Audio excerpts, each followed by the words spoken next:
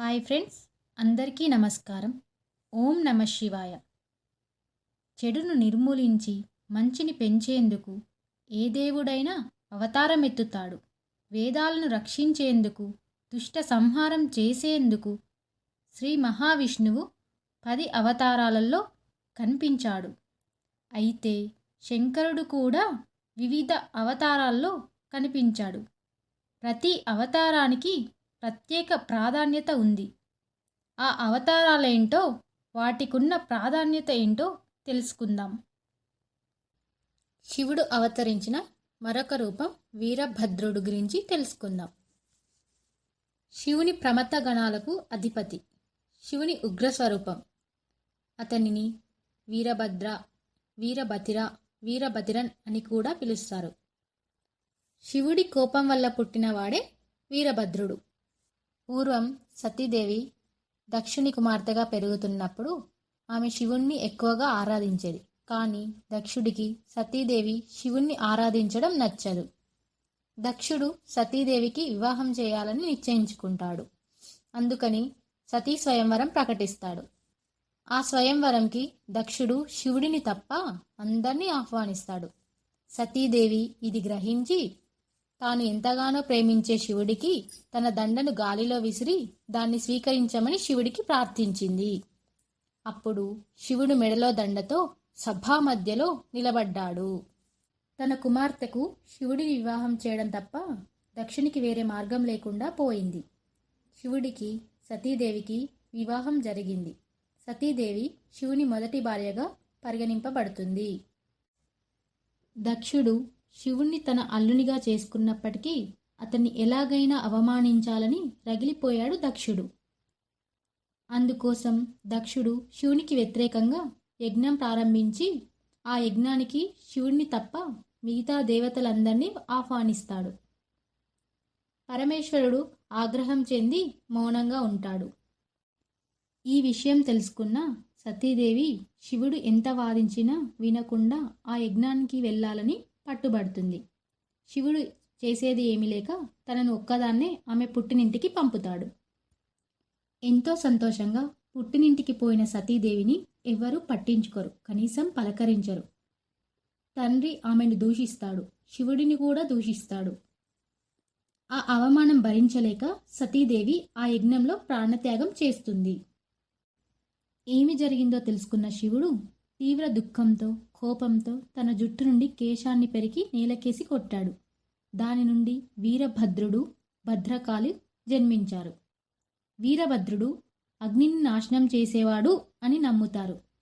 ఆకాశమంత ఎత్తున కారు మేఘపు ఛాయతో 10ల కొద్ది ఆయుధాలను ధరించిన చేతులతో ఆవిర్భవించాడు వీరభద్రుడు. ఆ వీరభద్రునికి తోడుగా అవతరించిన శక్తి స్వరూపమే భద్రకాళి.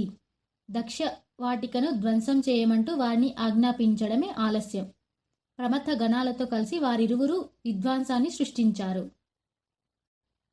దక్షుని రాజ్యంలో వీరభద్రుడు తన సైన్యంతో వీరంగం సృష్టించాడు. అడ్డుపడిన వారిని ఎవ్వరినీ వదల్లేదు. చంద్రుడు, అగ్ని, పూషుడు ఎవ్వరూ వీరభద్రుణ్ణి ఆపలేకపోయారు. మెడలో కపాలమాలతో వీరభద్రుడు, నిప్పులను చిమ్ముతూ భద్రకాళి ఆ రాజ్యం మొత్తాన్ని రణరంగంగా మార్చేశారు. చివరికి దక్షుడిని కాపాడేందుకు విష్ణుమూర్తి వచ్చిన అతనిని నిలువరించడం సాధ్యం కాలేదు. నారాయణుడు ఆఖరి అస్త్రంగా సుదర్శన చక్రాన్ని ప్రయోగిస్తే దాన్ని కూడా మింగివేశాడు. ధర్మాగ్రహంతో ప్రళయాకారునిలా విజృంభిస్తున్న వీరభద్రుణ్ణి నిలువరించడం ఎవరి తరము కాదని తేలిపోవడంతో ముక్కోటి దేవతలు తప్పుకున్నారు. దక్షుని మీద వీరభద్రుడు పగని తీర్చుకునేందుకు అవకాశాన్ని ఇచ్చారు. అంతటా వీరభద్రుడు కసితీర దక్షుడిని సంహరించి విజయగర్వంతో కైలాసానికి బయలుదేరాడు. శివుని ఉగ్రస్వరూపంగా ఈ వీరభద్రుణ్ణి భక్తులు కొలుచుకుంటారు. దేశమంతా ఈ వీరభద్రుని ఆలయాలు ఉన్నప్పటికీ దక్షిణ భారతంలో మాత్రం గ్రామ గ్రామాన ఈ స్వామి దర్శనమిస్తుంటాడు. భారతదేశంలో చాలా చోట్ల వీరభద్రుని ఆలయాలు కనిపిస్తాయి. ఏ గ్రామంలో చూసినా వీరభద్రుని పురాతన విగ్రహాలు దర్శనమిస్తాయి. దక్షుడిని సంహరించిన అనంతరం వీరభద్రుడు అనేక ప్రదేశాల్లో ఆవిర్భవించారు. శివుడు అవతరించిన మరొక రూపమైన హనుమంతుని రూపం గురించి తెలుసుకుందాం. శివునికి రాముడి పట్ల ఉన్న భక్తి చాలా సంపూర్ణమైనది మరియు ప్రత్యేకమైనది. శివుడు రాముడికి సేవ చేయడానికి కోతి రూపంలో హనుమంతుడి రూపాన్ని తీసుకున్నాడు. హనుమంతుడు ధైర్యం, శక్తి మరియు నమ్మకమైన నిస్వార్థ సేవకు ప్రసిద్ధి చెందిన దేవుడు. ప్రపంచం ఇంకా శ్రీ హనుమంతుడి లాంటి శక్తివంతుడిని చూడలేదు. శివుడు అవతరించిన మరొక రూపం అశ్వత్థామ అవతారం. అశ్వత్థామ మహాభారతంలోని అత్యంత శక్తివంతమైన పాత్రలో ఒకరు. పాండవులు మరియు కౌరవుల గురువు అయిన ద్రోణాచార్యుని కుమారుడు అశ్వత్థామ. హిందూ పురాణాలలో 7 చిరంజీవులలో కూడా ఒకడు. భూమిని పాడు చేసిన దుష్ట క్షత్రియులను నాశనం చేయడానికి శివుడు అశ్వత్థామ అవతారంగా జన్మించాడు. అతనికి అసాధారణ శక్తులు మరియు రక్షణ ఇచ్చే రత్నం నుదిటిపై బహుమతిగా ఇవ్వబడింది. అతను విలువిద్య, యుద్ధం మరియు యుద్ధ కళల్లో కూడా నిపుణుడు. అశ్వత్థామ తన తండ్రికి విశ్వాస పాత్రుడు మరియు కురుక్షేత్ర యుద్ధంలో కౌరవుల పక్షాన పోరాడాడు. యుద్ధంలో ప్రాణాలతో బయటపడిన కొద్ది మందిలో అతను ఒకడు. మరియు ద్రౌపది సోదరుడు దృష్టద్యుమ్నుని చేతిలో తన తండ్రి మరణాన్ని చూశాడు. తన తండ్రి మరణంతో ఆగ్రహించిన అశ్వత్థామ పాండవులపై ప్రతీకారం తీర్చుకుంటానని ప్రతిజ్ఞ చేశాడు. రాత్రిపూట వారి శిబిరంలోకి చొరబడి దృష్టద్యుమ్నుని మరియు నిద్రపోతున్న అనేక మంది యోధులను చంపాడు. ద్రౌపది 5 కుమారులను కూడా చంపడానికి ప్రయత్నించాడు. పాండవులు అనుకొని ద్రౌపది యొక్క 5 కుమారులను కూడా చంపడానికి ప్రయత్నించాడు. తన తప్పును గ్రహించి అతను అపరాధ భావనకు గురి అయ్యాడు మరియు పశ్చాత్తాపపడ్డాడు.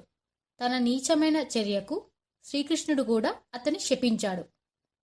కృష్ణుడు తన నుదిటి నుండి తన మణిని తీసివేసి కుష్టి వ్యాధితో బాధపడేలా చేసి భూమిపై శాశ్వతంగా సంచరించేలా చేశాడు.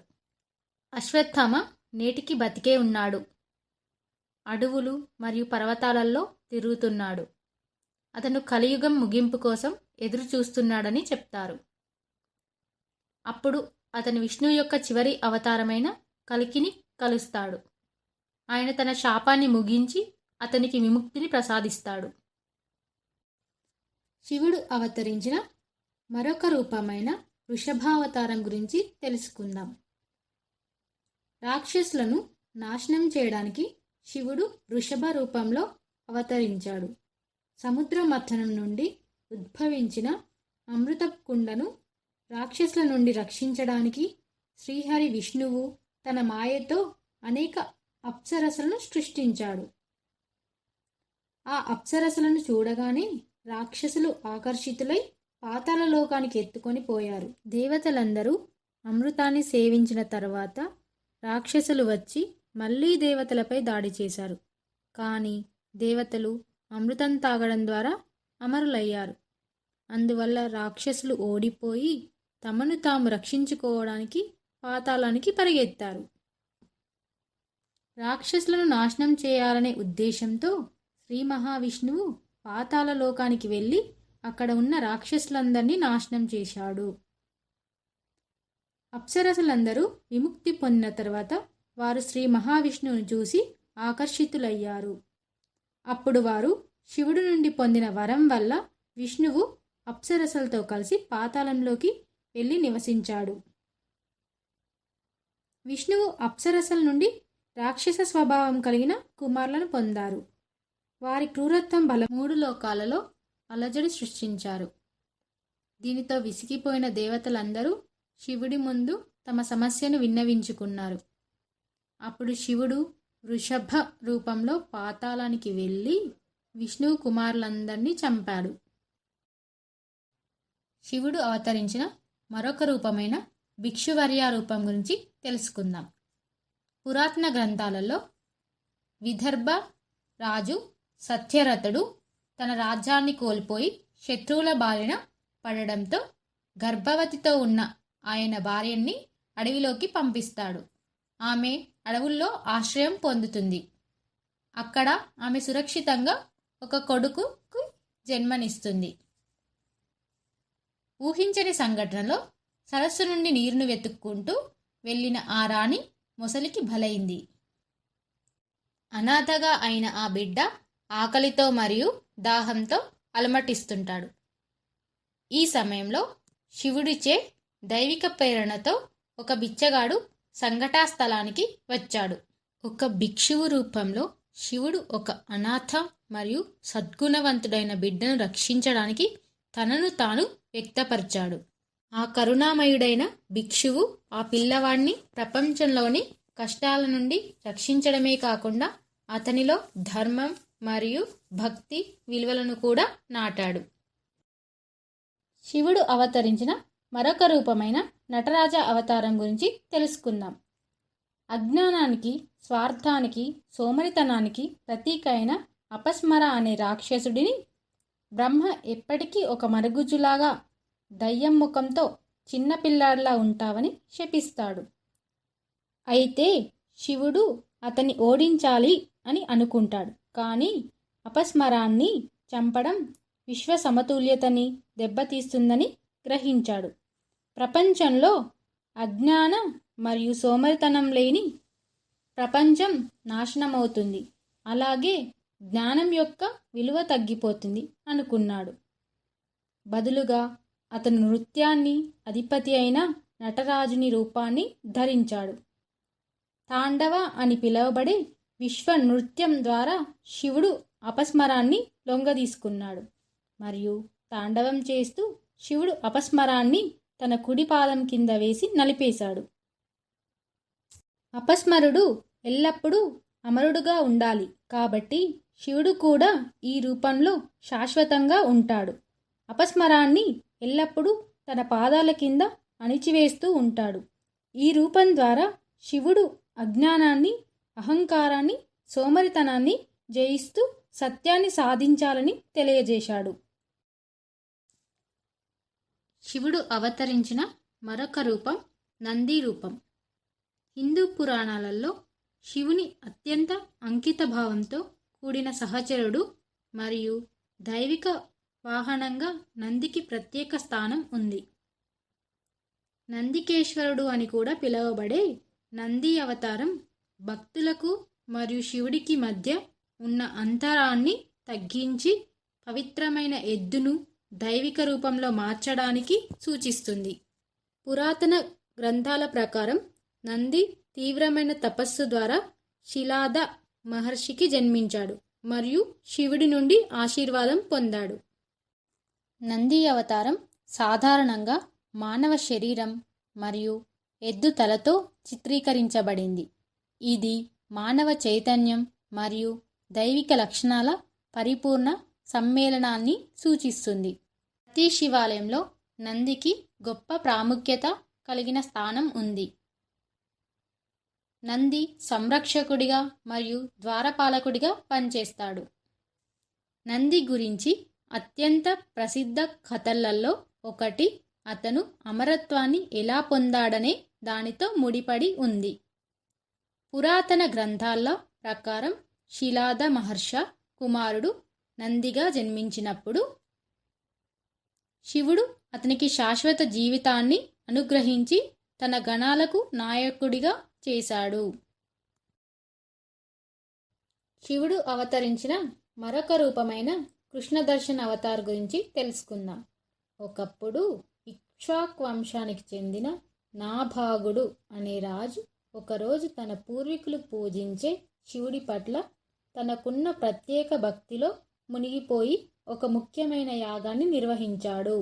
ఈ యాగంలో మిగిలిన మొత్తం సంపదను బ్రాహ్మణులు నాభాగుకు అప్పగించి వారు స్వర్గం వైపు వెళ్లారు. నాభాగ్ డబ్బు తీసుకోవడం ప్రారంభించినప్పుడు ఉత్తరం నుండి ఒక నల్లజాతి వ్యక్తి వచ్చాడు. అతను మహాదేవ్ అవతారమైన కృష్ణదర్శనుడు. అతను ఈ యాగభూమిలో మిగిలి ఉన్నదంతా నాది అని అన్నాడు. ఋషులు నాకు సంపద ఇచ్చారు కాబట్టి ఇది నాదే అని నాభాగ్ వినయంగా జవాబిచ్చాడు. ఆ తర్వాత నాభాగ్ తన తండ్రి వద్దకు వెళ్ళి అడగగా ఆ యాగభూమిలో మిగిలి ఉన్నదంతా ఆ మహదేవుడికి మాత్రమే చెందుతుంది అని చెప్పాడు. అప్పుడు ఆ ధనాన్ని నాభాగ్ మహాదేవుడికి ఇచ్చేస్తాడు. ఈ విధంగా ఈ అవతారంలో శివుడు కృష్ణ దర్శనం రూపంలో నాభాగుకు కనిపించే భాగ్యాన్ని ప్రసాదించాడు. ఈ యాగంలో శివుడు నాభాగ్కు మతపరమైన మరియు క్రియాత్మక మార్గదర్శకత్వాన్ని అందించాడు. యాగం యొక్క ప్రాముఖ్యతను ప్రత్యక్షంగా అనుభవించే అవకాశాన్ని అతనికి ఇచ్చాడు. ఈ అవతారం ద్వారా మహాదేవ్ నాభాగ్ సత్యం మరియు ధర్మం పట్ల అంకిత భావాన్ని ప్రోత్సహించాడు. శివుడు అవతరించిన మరొక రూపమైన దుర్వాస మహర్షి అవతారం గురించి తెలుసుకుందాం. ఒక పురాణం ప్రకారం మహర్షి అత్రి మరియు అతని భార్య అయిన అనసూయకు పిల్లలు పుట్టలేదు. ఈ సమస్యకు పరిష్కారం కోసం వారిద్దరూ బ్రహ్మదేవుని సహాయం కోరి ఆయన సలహాను అనుసరించి రుక్షఖల్ అనే పర్వతంపై త్రిమూర్తుల కోసం తీవ్రమైన తపస్సు చేయాలని నిర్ణయించుకున్నారు. ఈ తపస్సును చూసిన త్రిమూర్తులు అత్రి మహర్షికి మరియు అనసూయలకు ప్రత్యక్షమై మీకు మేము 3 కుమారుల రూపంలో జన్మిస్తాము అని వరమిచ్చారు. ఈ వరం తర్వాత త్రిమూర్తుల రూపంలో బ్రహ్మ భగవంతుని భాగం నుండి సోముడు, విష్ణు భాగం నుండి దత్తుడు, శివుని భాగం నుండి దుర్వాస మహర్షి జన్మించారు. శివుడు విశ్వంలో క్రమశిక్షణ నేర్పించడం కోసం ఈ రూపాన్ని ధరించాడని చెప్తారు. పరమశివుడి మరో అవతారం శరభుడు. ఇది సాధారణంగా చాలామందికి తెలియదు. ఇది శివుడి భీకర శక్తివంతమైన రూపం. చాలామందికి సాధారణంగా తెలియని పరమశివుని మరో రూపం శరభుడు. ఇది విశ్వాన్ని రక్షించడానికి శివుడు ధరించిన చాలా శక్తివంతమైన రూపంగా భావిస్తారు. ఆయన శరభేశ్వరుడిగా అవతారం ధరించి విష్ణుమూర్తి యొక్క కోపరూపమైన సగం మానవుడు సగం సింహరూపమైన నరసింహ అవతారాన్ని నియంత్రించాడు. విష్ణుమూర్తి తనకు ఎంతో ఇష్టమైన భక్తుడు ప్రహ్లాదుడిని హిరణ్యకశ్యపుడు అనే రాక్షసుడి నుండి రక్షించడానికి నరసింహ అవతారాన్ని ఎత్తాడు. హిరణ్యకశ్యపుడిని చంపేశాక నరసింహుడిలో ఆగ్రహజ్వాలలు ఇంకా తగ్గలేదు. అదే పనిగా గాండ్రిస్తూ ప్రపంచాన్ని మొత్తం భయంతో వణికించాడు. దీనివల్ల జరిగే అనార్థాలను ముందే గ్రహించి ఇతర దేవతలు, ఆదిదేవతలు మహాదేవుడి సహాయం కోరగా ఆయన శరభుడు అవతారం ధరించి కోపంలో ఉన్న నరసింహుణ్ణి శాంతింపజేసి మామూలుగా విష్ణు రూపంలోకి మార్చాలని నిర్ణయించాడు. శరభుడిగా అవతారం చెందిన శివుడు మానవుడు, జంతువు మరియు పక్షి కలగలిసిన అతిపెద్ద పరిమాణంలో ఒళ్ళంతా పొక్కులు కల రూపంలో ఉంటాడు. అనేక చేతులు, పంజాలు మరియు కాళ్ళు ఉండి దాదాపు పెద్ద డ్రాగన్ పక్షిలాగా ఉంటాడు. అట్టలు కట్టిన జుట్టు ఆ రూపంలో చాలా కోపాన్ని సూచిస్తుంది. తలపై ఒక పెద్ద జుట్టుతో నిండా భాగం డోమ్లాగా కనిపిస్తుంది. శరీరానికి వెనుక వైపు విచ్చుకొని ఉండే పెద్ద రెక్కలు మరియు పొడవైన తోక వీపుపై ఉంటాయి. నోటిలో చాలా సూదిగా ఉండే దంతాలు, పటిష్టమైన పంజాలు ఆ రూప ముఖ్య ఆయుధాలు. ఉరుము లాంటి గొంతు ప్రతిధ్వనులు సృష్టిస్తూ అసలు వినలేము. 3 కళ్ళు నిప్పు కణితుల వలె మండుతూ ఉంటాయి. పళ్ళు మరియు పెదవులు స్పష్టంగా ఏర్పడి కనిపిస్తాయి కూడా. మొత్తంగా అన్ని సమయాల్లో భరించలేని ఒక బుసగొట్టే శబ్దం వినిపిస్తూనే ఉంటుంది. మొదటగా శివుడు వీరభద్రుని రూపంలో వెళ్ళి నరసింహుణ్ణి శాంతించమని కోరుతాడు. కానీ నరసింహుడు ససేమీరా అనడంతో శివుడు నరసింహ అవతారం కంటే ఆకారంలో పెద్దదైన శరభుని అవతారం ఎత్తుతాడు. శరభుని అవతారాన్ని చూసిన నరసింహుడు భయపడి శరభును కోరుతారు. శరభునికి గౌరవంగా నరసింహుడు తన సింహపు చర్మాన్ని తీసి కానుకగా సమర్పించాడు. ఈ విధంగా శరభుడి అవతారం నరసింహుణ్ణి మామూలుగా మార్చింది. శివుడు అవతరించిన మరొక రూపమైన సురేశ్వర అవతారం గురించి తెలుసుకుందాం. ఈ అవతారంలో శివుడు భూమికి వచ్చి సత్యం మరియు న్యాయం సాధించడానికి యజ్ఞం చేశాడు.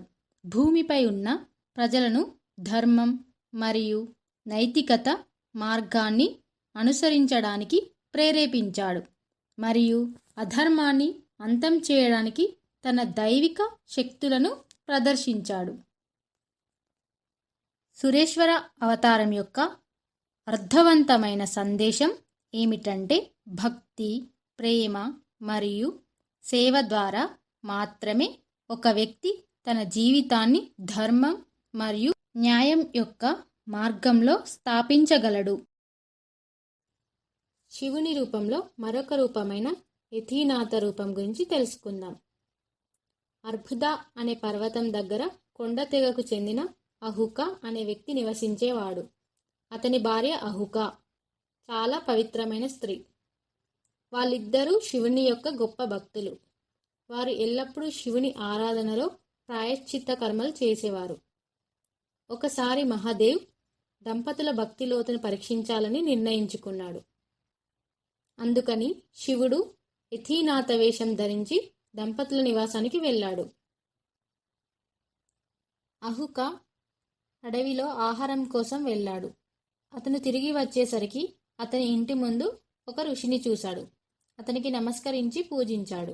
ఈ సమయంలో యతినాథుడు అహుకతో ఇలా అన్నాడు, నేను రాత్రి బస చేయడానికి స్థలం వెతుకుతున్నాను. మీ గుడిసెలో వసతి కల్పించగలవా అని అడిగాడు. అప్పుడు అహుక గుడిసె తనకు తన భార్యకు సరిపోతుందని, ఋషి అక్కడ ఉండడం చాలా అసౌకర్యంగా ఉంటుందని అహుక చెప్పాడు. ఋషి తిరిగి వెళ్ళబోయాడు. వెంటనే తన భార్య అయిన అహుక బయటకు వచ్చి ఋషికి రాత్రిపూట వసతి కల్పించమని తన భర్తను కోరింది. అతిథి అభ్యర్థన తిరస్కరించడం సరికాదని భావించి అహుక అంగీకరించి ఋషిని వెనక్కి పిలిచాడు. అతిథిని గుడిసెలో పడుకోబెట్టి అహుక బయట పడుకున్నాడు. నిద్రిస్తున్న సమయంలో ఓ అడవి జంతువు వచ్చి అహుకపై దాడి చేసి చంపేసింది. అహుక చాలా ఆందోళన చెందింది మరియు ఆమె ప్రియమైన భర్త యొక్క అంత్యక్రియల చితిలో దూకి చనిపోవాలని నిర్ణయించుకుంది. వెంటనే యతినాథుడు పరమశివునిగా అవతరించి ఆ దంపతులు వచ్చే జన్మలో నల, దమయంతులుగా మారాలని అనుగ్రహించాడు. వారిని ఏకం చేసేందుకు తానే హంసగా జన్మిస్తానని స్పష్టం చేశారు. మరుసటి జన్మలో అహుక నిషాద దేశంలో రాజు వీరసేనుడి కొడుకుగా నలగా కనిపించాడు. ఆహుక విదర్భ దేశంలో రాజు భీముని కుమార్తె దమయంతిగా జన్మించింది. శివుడు హంసగా జన్మించాడు. శివుడి రూపంలో మరొక రూపమైన కిరీట అవతారం గురించి తెలుసుకుందాం. ఒకప్పుడు ధైర్యవంతుడైన అర్జునుడు శివుడిని ప్రసన్నం చేసుకోవడానికి మరియు తన రాజ్యాన్ని కష్టాల నుండి విముక్తి చేయడానికి ఇంద్రకీల్ పర్వతానికి చేరుకున్నాడు. ఇది శివుని పట్ల తనకున్న భక్తి మరియు అంకిత భావంతో చేస్తున్న ఒక ముఖ్యమైన తపస్సు.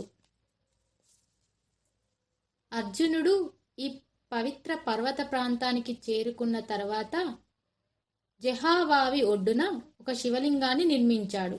ఈ తపస్సు ద్వారా శివుని అనుగ్రహము మరియు ఆశీర్వాదాలను పొందాలని నిశ్చయించుకొని బ్రహ్మచర్యంలో జీవించడం ప్రారంభించాడు.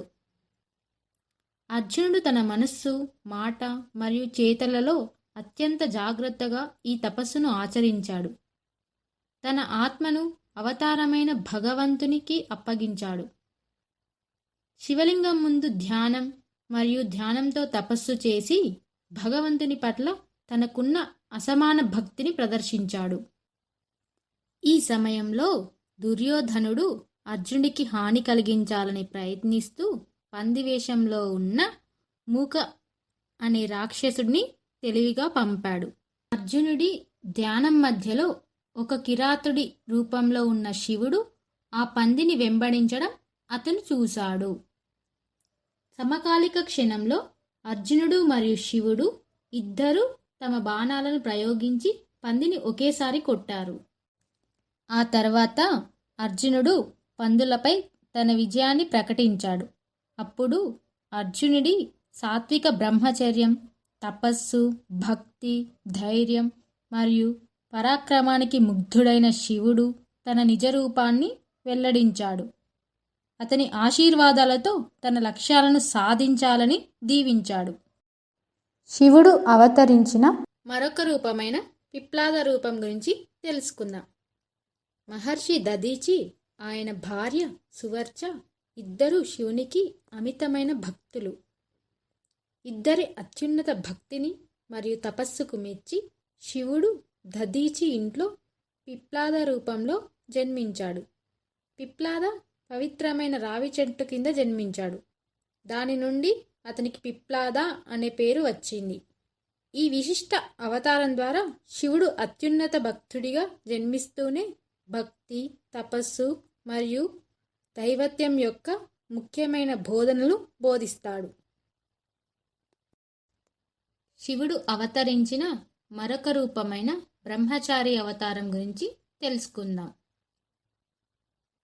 సతీదేవి యొక్క తండ్రి దక్షుడు శివుడి పట్ల చూపిన అగౌరవం కారణంగా సతి విషాదకరమైన ముగింపు తర్వాత శివుడు దుఃఖంతో తీవ్ర ధ్యానంలోకి జారుకున్నాడు.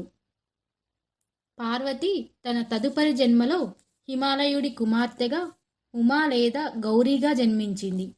శివుడి తన భర్తగా పొందాలని లోతైన కోరికతో ఆమె పెరిగింది. ఈ కోరిక యొక్క తీవ్రతను అర్థం చేసుకున్న పార్వతి శివుని హృదయాన్ని గెలుచుకోవడానికి కఠినమైన తపస్సు చేసింది. పార్వతి అచంచల భక్తిని చూసిన శివుడు ఆమె భక్తి లోతును పరీక్షించాలని నిర్ణయించుకున్నాడు. అతను బ్రహ్మచారి రూపాన్ని ధరించి ఆమె ముందు ప్రత్యక్షమయ్యాడు. శివుడు సన్యాసి సరళతతో, జడలబ్బాయి జుట్టుతో, సరళమైన నడుము ధరించిన రూపంలో ఈ బ్రహ్మచారి అవతారంగా ఆవిర్భవించాడు. శివుని కఠిన స్వరూపానికి నిరుత్సాహపడకుండా పార్వతి అత్యంత అంకిత భావంతో తన తపస్సును కొనసాగించింది. ఆమె కఠినమైన వాతావరణ పరిస్థితులను భరించింది. తన సంకల్పంతో స్థిరంగా ఉంది మరియు శివుడిని తన భర్తగా పొందాలని తన భక్తిలో పట్టుదలతో ఉంది. ఆమె అంచలంచలమైన నిబంధతకు సంతోషించిన శివుడు తన నిజ రూపాన్ని వెల్లడించాడు మరియు ఆమెను ఆశీర్వదించాడు. బ్రహ్మచారి అవతారం శివుడికి, పార్వతికి ప్రేమను మరియు భక్తి యొక్క లోతును అంచనా వేయడానికి ఒక మార్గంగా పనిచేసింది. శివుడు అవతరించిన మరొక రూపమైన యక్షేశ్వర అవతారం గురించి తెలుసుకుందాం. సముద్ర మథనం నుండి వచ్చిన అమృతాన్ని దేవతలు స్వీకరించిన తర్వాత వారి గర్వం మరియు అహంకారాన్ని తొలగించడానికి శివుడు యక్షేశ్వర అవతారాన్ని తీసుకున్నాడు. దివ్య అమృతాన్ని సేవించిన తర్వాత దేవతలు చాలా ఆరోగ్యవంతులయ్యారు మరియు గొప్ప శక్తులను కూడా పొందారు. అందుకే వారు శివుడు కంటే తాము గొప్పవారమని భావించడం ప్రారంభించారు. విశ్వవ్యాప్త దేవుడు కావడంతో శివుడు దేవతల ఆలోచనలు అర్థం చేసుకున్నాడు. అందుకే అతను సగం రాక్షసుడు మరియు సగం మానవుడిగా యక్షేశ్వర రూపాన్ని ధరించి కొంత గడ్డిని సృష్టించి దాన్ని ముక్కలుగా చీల్చమని దేవతలకు చెప్పాడు. కానీ అనేక ప్రయత్నాలు చేసినప్పటికీ దేవతలు గడ్డిని కోయడంలో విఫలమయ్యారు. చివరకు వారు శివుని ఆధిపత్యాన్ని గ్రహించి ఆయన పవిత్రమైన యక్షేశ్వర అవతారాన్ని పూజించారు. శివుని యక్షేశ్వర రూపాన్ని కొంతమంది శివభక్తులు ఈశాన్యుడిగా కూడా పూజిస్తారు. ఈ అందమైన శివరూపంలో అతను నల్ల రంగులో పుర్రెదండలు వేసుకొని చిన్న గడ్డం, పెద్ద మీసాలతో కనిపిస్తాడు మరియు అతని కళ్ళు 1000 సూర్యుల వలె మెరుస్తాయి. దేవతలు తమ తప్పును గ్రహించేలా చేసిన తర్వాత శివుడు తన నిజమైన రూపంలో కనిపించి దైవిక దేవతలను ఆశీర్వదించాడు. శివుని అనేక రూపాలలో భైరవ అవతారం ప్రత్యేకమైన స్థానం కలిగి ఉంది. ఈ కథలో భైరవ అవతారానికి సంబంధించిన ఉద్భవం, ప్రాధాన్యత గురించి తెలుసుకుందాం. భైరవుడు నాగుల్ని చెవిపోగులుగా, దండలకు, కాలికి యజ్ఞోపవితంగా అలంకరించబడి ఉంటాడు. ఇతడు పులి చర్మాన్ని, ఎముకల్ని ధరిస్తాడు. ఇతని వాహనం శునకం. పరమశివుణ్ణి అవమానించిన బ్రహ్మదేవునిపై శివుడు ఆగ్రహానికి గురి అయి భైరవుడిని సృష్టించి బ్రహ్మదేవుని తలని ఖండించమని ఆదేశిస్తాడు. వెంటనే భైరవుడు శివుడిని అవమానించిన బ్రహ్మదేవుని 5 శిరస్సులో ఒకదాన్ని ఖండిస్తాడు. అనంతరం బ్రహ్మహత్య పాతకం నుంచి బయటపడడానికి శివుని అనుగ్రహం మేరకు బ్రహ్మదేవుని కపాలను చేతిలో పట్టుకొని అనేక ప్రాంతాలను దర్శిస్తూ ఎక్కడైతే ఆ కపాలం పడుతుందో అప్పుడు పాప ప్రక్షాళన అవుతుందని పరమశివుడు చెప్తాడు. చివరకు ఆ కపాలం కాశీనగరంలో పడటం వలన ఆ నగరాన్ని బ్రహ్మ కపాలం అని కూడా పిలుస్తారు. శివుడు అవతరించిన మరొక రూపమైన గృహపతి అవతారం గురించి తెలుసుకుందాం. ఒకప్పుడు విశ్వనార అనే బ్రాహ్మణుడు మరియు అతని భార్య శుచిస్మతి ఇద్దరూ కలిసి నర్మదా నది ఒడ్డున నివసించేవారు. వాళ్ళకి వివాహమైన చాలా రోజులైనా కూడా వాళ్ళకి సంతానం కలగలేదు. ఇద్దరు దీని గురించి చాలా విచారంగా ఉన్నారు. ఈ సమస్యకు పరిష్కారం కనుగొనేందుకు శుచిస్మతి ఎల్లప్పుడూ విశ్వనారుడిని ఫిర్యాదు చేసేది. విశ్వనారుడు శివభక్తుడు. అతను కాశీకి వెళ్ళి శివుడిని ప్రార్థించాలని నిర్ణయించుకున్నాడు. అతను కాశీకి వెళ్ళి శివుని ప్రార్థిస్తూ ఉండేవాడు. అతని భక్తికి మెచ్చి శివుడు ప్రత్యక్షమై అతనికి కొడుకుగా పుడతానని వరమిచ్చాడు. ఆ వరం వల్ల శుచిస్మతి ఒక అందమైన బిడ్డకు జన్మనిచ్చింది. దీనివల్ల ఆ కుటుంబం మొత్తం సంతోషంలో మునిగి తేలింది.